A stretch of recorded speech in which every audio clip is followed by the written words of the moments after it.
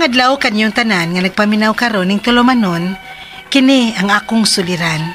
Ilabi na ninyo Dr. ni Ubra o Attorney Elaine Bathan.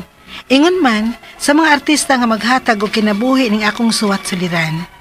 Ako si Dina, hingkod ang pangidaron, taga Buena Vista, Bohol. Punto legal kining akong suliran. Kabahin kini sa luna nga bahin sa akong amahan nga gustong angkunon sa among uyuan. Duha lang kami ka managsuon.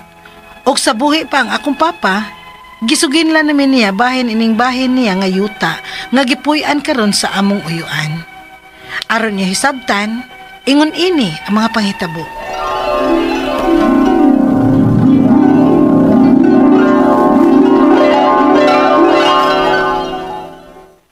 Ma, ngano di ay nga wa pa mo magpakasal ni papa? Na, ambot anang amahan ni mo eh. Siya ragyo makatubag anay mo pangutana din na. Lain kaayo maoy, lain kaayo. Si papa man kaagid ang among papa. Apan hangtod karon, wa lagi mo magminyo, wa mo nagpakasal. Unya, kami sang eron, wa magdasa apelyido ni papa. Mura mig mga illegitimate child. Murag dili may mga anak ni papa. Ay unsaon, nga sa pagkatawgot ninyo, permig yung matumo nga wa si papa ninyo. Wa katambong sa akong pagpanganak. Munang, wa siya kaperma sa inyong mga live birth. Wa mo niya ma-acknowledge nga iyang mga anak. Munang akong apelyado mo inyong nada. Apan mga anak yun ni papa, ma. Mga anak, uy. So kung pangutanahan ni mo din na, uy. Wa man tuon mo makada sa apelyado sa inyong amahan, no? Apan anak mo niya, kamo si Aaron. May mga kakulian lang jud kung nganong wa mo makada siyang apelyado. Kung makasal na mo si papa, ma ba? Makadana unya mi sa iyang apelyido. Tingali. Oh, kung maon na, pagpakasal na lang gud mo ni papa, ma. Aron makadana mi sa Aaron sa apelyidong papa. Nas, papa ninyong ingna, oy, ayaw ko. Ma.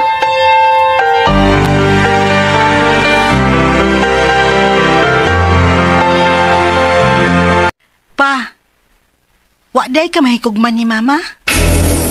Uy, kung sago ng pangutanahan din na. Kabata pa ni mo, nakapangutana na kaanak nako. Ngano? Nakasabot ka na balay bahay na lang gugma-gugma? Kuidao ha, di na. Di man good. Kaya ang duha ka tao nga nagkahigugma ay, di ba nga, magpakasal man na. Unya lagi nga nung hangtod karon, wa pa malagi mo mapakasal ni mama. Bugat ang katarungan. Unsa man ko na imong katarungan pa, be? Konsultihan ti ka, basin, di ka pa magkasabot din na. Dagan naman good ko, makasabot naman ko ana. Dili ko gusto nga musulti ninyo sa hinungdan. Kay may kalabutan na kini og pagtuo. Pagtuo? Na, samot nga wa ko makasabot pa. Maugading ayaw na lang kong pangutan akon ngano. Kay dili kanya magkasabot. Mas dili na masabtan pa. Og padayon kining pangutanang nagpabilin sa akong nauna. Kung nganong hangtod karon, wa pa gid mo magpakasal ni mama. Nga mahal man ka ninyo ang usag-usa. Og gikan sa akong pagkatao, nagpuyo naman unta mo ni mama. Wa man kuno mo makaagi og panagbuwag. Basta. Dili na ko kaya nga musulti ninyo sa hinungdan. Pasag din nala ko nga taguon ko kini ninyo aron dili mabutang sa peligro ang inyong pagtuo. Pa. Unsa? Nahibaw ka balula. Kung unsa hinungdan, kung anong dili magpakasal si papa kang mama. Di man sa ingon nga di jud gustong pakaslang papa mo sa mama mo. Gusto man jud untang Fidel. Apan? Apan unsa lagi lula? Pasayloon lang unta kong Fidel. Nga ako na musulti ni mo sa hinungdan kung anong di siya gustong magpakasal. Kaya mga pare gud ko no nga mga makasasa man na oy. Kaya doon naman siya pag-umangkon gud nga giuyab sa pare. Unsa?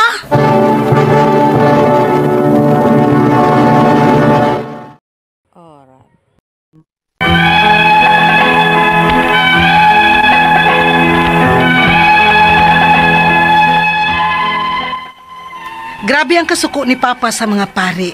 Wa na siya pagsalig ni ini. O gani, nagplano kuno kini kaniadto nga mobalhin na lang og laing pagtuo o relihiyon. Hangtod nga pag 18 years old na ako, namatay si Papa. Unya, namatay na lang si Papa. Nawagitan niya kahatagi sa iyang apelyido, Aaron. Ate, Pa, hibawgid ka. Unsa ang akong gusto nga makadami sa imong apelyido. Pero wa nagipaglaom. Karon nga wa ka na. Pa.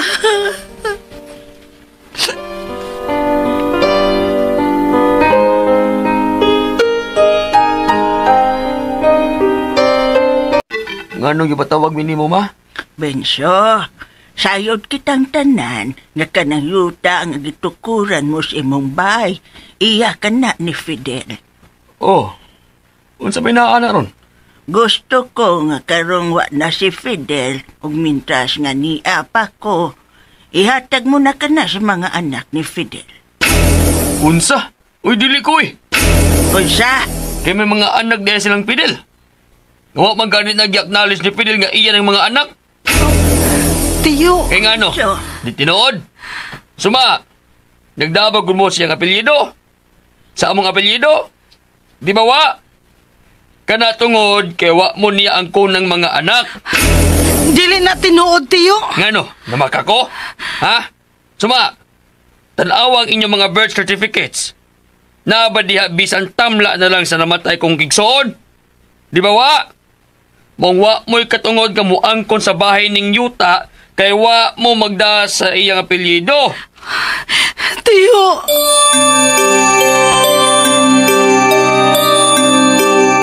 Ano dili siya namo uyuan? Di na, anak. Tambag ko lang ninyo. Ayan na ko mo pag-apasan ang luna ni Papa ninyo nga gitukuran sa bahay ni tiyo ninyo. Samok na kaayo, nak. Mas tindot magpuyo nga malinawon. Kaysa masamok ta tungod lang anang kamay nga luna. Apan katungod na namo ni Aaron, ma. Ibaw ko, nga kon buhi pa ron si Papa. Dili sa siya gusto nga ilugon sa igsuon ang iyang luna. Maong i-fight ko ng yutaa para kang Papa, ma. Luna.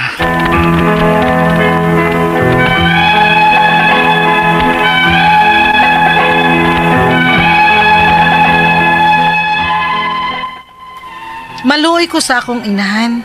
Apan mas maluoy ko ni Papa nga gitikasan nga way kalaban-laban. Kay tungod patay na kini, ilugan na lang sa katungod sa bahin niyang luna. Ang akong mga pangutana mao kining mosunod. Unang pangutana, tinuod ba nga wa mi katungod sa yuta ni Papa kay wa mi magda sa apelyido ni Papa? Wa man gud makasal sila ni Mama ug Papa.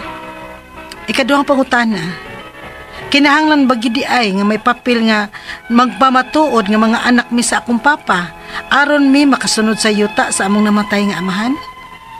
Ikatulong pangutana, dili pa ba di ay igo ang kamatuoran nga nagpuyo ang among mga ginikanan og 18 years para pagmatuod nga gi-acknowledge mi sa among amahan bisan og wa siya pirma sa among birth certificate?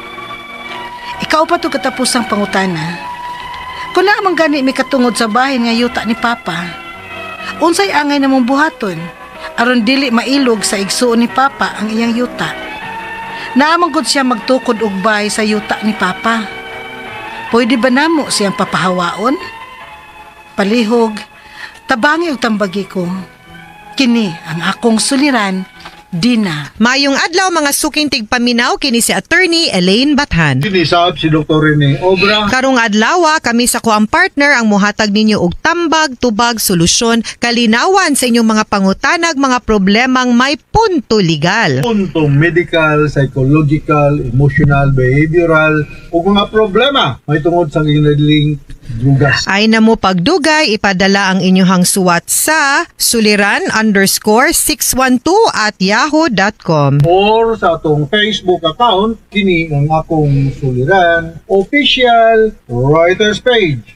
Pwede sad atong ipadala sa 3rd floor, Jose R. Martinez Building, Osmeña Boulevard, Cebu City. And kumusta man na ato ang mga sukintig paminaw nga naminaw sa ilahang mga trabahoan, sa ilahang opisina, opisina, sa ilahang panimalay, sa ilang mga sakyanan, sa gawas sa ilahang balay, nag-umabaron mo, nananom, unsa man inyong gibuhat karon, hapit na rabagyod ang Pasko. Kumusta naman muntanan din ha? Merry Christmas in advance. Merry Christmas in advance. Yes, no? And kinsa may mga, unsa itong quote for the day, Doc? Quote for today, attorney, no one stays with you permanently. So learn to survive alone. Pero may nga nga, uy, nagkatigulang na ako, ang akong mga anak, may bahala na lang ako. Uy, di ba ka makaingon na ha? Kay, by the time na matigulang na ta, ang atong mga anak, nanoon pa yung mga pamilya. Correct. So, mas mahigod nga, sa makaya pa, nagay mga savings ginagmay, no? Para sa atong panahon nga, di na ta makayang mangita pag gamit sa atong Panginoon. Tinuod, no? So, unsa kinsa mga i-greet nimo today, Doc? Mga taga Bohol ato ni, no? Mga taga Ubay Bohol. Emilio Angel Villa Carlos, Banban Bintulan, Porpilio Lim da Sinabanga, Ayan Pamaos Bayod, ug Mary Regina Pustanis da sa Bohol. Mga taga San Ramon, Buntok Southern Leyte, no? Ayang pagpaminaw dahil ni mga Filnar family, mga Diharme family. Brad Boy, sorry kayo, wako ka na sa imong invitation kay busy kami sa Cebu. Correct. Daghan kay mga tunon. Thank you very much sa imong invitation og ngadto sa mga taga Bohol, no? Mga taga Inabanga. Yes. Si Dr. Bots Alisna o Pante Alisna, mayang pagpaminaw. Yes. Two family diya sa Kalati, Bohol, maadjong pagpaminaw. Speaking of Inabanga, Doc, no, greetings to akong kababata si Randy Andoy Fortuna ug sa iyahang kapikas nga si Jill. Kumusta man mo din ha? Yes. Tatampo ko rin adlaw ni si Dina, 25 years old. Taga Buena Vista, Bohol. Ha? Mora man akong yeah, no? Oo. So, unsa may iyahang pangutana, Doc? Legal. Tinuod ba nga wala may katungod sa yuta ni Papa kay wala may magdala siyang apelyido? Wala manggod makasal silang mama o papa. Tinuod sakto man na nga dili mo makadala sa iyang apelyido, no, kay wa man nakasal ang imuhang mamagpapa unless gi-acknowledge mo sa imuhang papa, no, as isip anak niya. Unya nga nitugot siya nga dalhon ninyo ang iyahang apelyido. So mao gyud na ang baylo nato nga pamaagi sa pagdala sa apelyido. Ingon anak gyud na siya. Now, pero it does not mean nga kay abi wa mo magdala siyang apelyido, dili mo makapanunod sa inyuhang papa. Kay ang atong basihan sa ato ang katungod sa pagpanunod, dili man kung gadala tag apelyido. Ang atong basihan kung anak ta sa ato ang amahan or di. And anak man mo, so naamoy katungod nga manunod. Okay? Okay. Pakutan na. Tinanong mo yun ay nga may papel yun nga magmatuod nga mga anak ni sa akong papa aron may makasunod sa iyang yuta sa among namatay nga amahan. Well, in a way kay kihalan man gud tag proof pod, no, nga naataan ni nga katungod. That's why ang best proof gud unta is the birth certificate. Pero wa ta ma-acknowledge naman po'y secondary nga mga ways, no, by which ma-prove pod nato nga anak ta sa ato ang papa. So with that kana pwede nato na siya magamit nga proof. Kung wala gud ang birth certificate. So dili ta maguwal anak kay makapanunod ra gyud ta. Yes, we just have to show proof, no? Ikatulong pangutana. Dili pa ba di ay igo ang kamatuoran nga nagpuyo ang among mga ginikanan og 18 years para pag matuod nga gi-acknowledge mi sa among amahan bisan og walay perma sa among birth certificate. 18 years sila nagpuyo ato ni. Ulagi unya one room para magpamaton nga gi-acknowledge. Yes, kung naagilain nga mga proof, no, kana okay ra gyud kaayo na natong mapakita. Like I said, dili ra gyud ang birth certificate ang ato ang need nga proof para makaingon ta nga anak ta sa ato ang papa. Or anak tas ato ang ginikanan. Dili need na. Ikaw ba ito katapos ang pangutana? Kung naaman gani ni katungod sa bahin sa nga yuta ni Papa, unsa may among buhaton aron dili mailog sa igsuon ni Papa ang iyang yuta. Naamang gud siya magtukod og balay sa yuta ni Papa. Pwede ba namo siyang mapapahawa? Pwede kung paana, well, kaysa ha, kinsa ning Igsuon siyang Papa. Yan tiyo. kay kung yuta na sa imuhang papa, pwede gud ninyo siyang mapapahawa kay kamo na may tag-iyaan ng yutaa, no? And by the fact nga kamo na nanunod, kamo na pwede na ikatungod kung unsaon ninyo paggamit, kinsay pwedeng mupuyo, kinsay allowed nga musulod anang yutaa, unsa inyong gusto buhaton anang yutaa, kamo na may naikatungod na kundi mo uyon nga naa ang inyuhang uyuan diha dapita, pwede gud ninyo sila ingnon nga dili na pwede kay pwede naman ninyo siyang mapapahawa, no?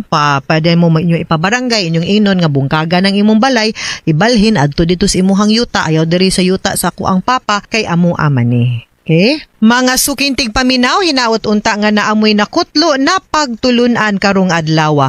Kini si Attorney Elaine Bathan. O kinisab si Dr. Rene Obra. Daghan kayong salamat sa inyong pagpaminaw sa atong tulumanon hangtod sa sunod nga sugilanon din higapon sa tuang programa. Kini ang akong suliran gikan sa RMN Production Center. Radio mo nationwide Tatak Araman. Daghang salamat ug maayong adlaw.